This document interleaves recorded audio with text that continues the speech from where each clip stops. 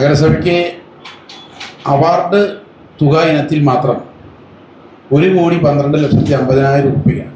ഇതൊരു പക്ഷേ മറ്റ് കേരളത്തിലെ ഏതെങ്കിലും ഒരു തദ്ദേശ സ്വയംഭരണ സ്ഥാപനത്തിന് ഇത്രയും വലിയ സംഖ്യ അവാർഡ് തുക ഇനത്തിൽ കിട്ടിയിട്ടുണ്ടാവുമെന്ന് ഞാൻ കരുതുന്നില്ല.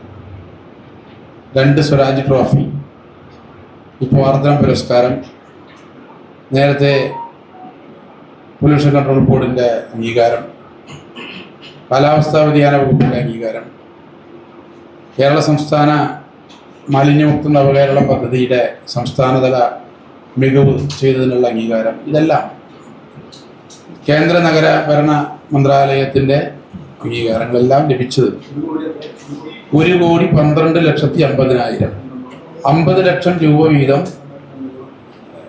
സ്വരാജ് ട്രോഫിയുടെ അവാർഡ് തുക, 10 ലക്ഷം ആർദ്ര കേരള പുരസ്കാരം തുക, 1 ലക്ഷം പരിസ്ഥിതി മിത്രം കാലാവസ്ഥാ വ്യതിയാന വകുപ്പിൻ്റെ പരിസ്ഥിതി മിത്രം അവാർഡ് തുക, 1 ലക്ഷം മാലിന്യമുക്ത നവകേരളം ക്യാമ്പയിൻ്റെ ഭാഗമായി വൃത്തി കോൺക്ലേവിൽ വെച്ച് കേരളത്തിലെ ഏറ്റവും നല്ല ശുചീകരണ പ്രവർത്തനം നടത്തിയ മുനിസിപ്പാലിറ്റി എന്നുള്ള നിലയിൽ ഗുരുവായൂർ നഗരസഭയ്ക്കുള്ള ഒന്നാമത്തെ സ്ഥാനം, അതിന് കിട്ടിയിട്ടുള്ള 1 ലക്ഷം രൂപ. പിന്നീട് മറ്റൊരു പ്രത്യേകത നിങ്ങൾക്ക് എല്ലാവർക്കും അറിയുന്നതാണ്, കുടുംബശ്രീ സംവിധാനത്തെ ഇത്രമാത്രം പിന്തുണയ്ക്കുന്ന ഒരു തദ്ദേശ സ്വയംഭരണ സ്ഥാപനവും കേരളത്തിലുണ്ടാവുമെന്ന് കരുതുന്നു.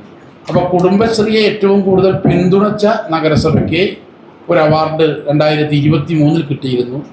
അതിൻ്റെ പേര് ഒപ്പം അവാർഡ് എന്നാണ്. അതിന് 50,000 രൂപ